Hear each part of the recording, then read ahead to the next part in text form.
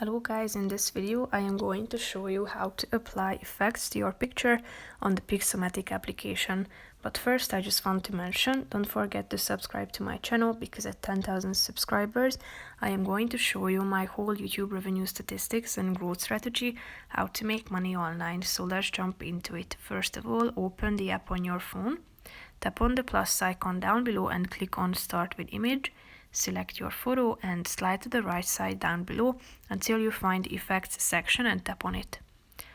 Here you can find the effects organized into distinct categories. You have a vast variety of them, such as polarized, dreamy, light leaks, Christmas, sun gleams, shadows, weather, and so on. So try them out, and as you can see, you can adjust it by the help of this slide that you can see down below.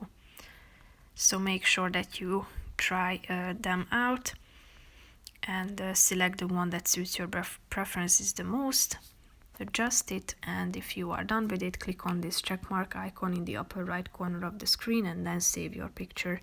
So that's pretty much it for this video, guys. See you in the next one. Bye bye.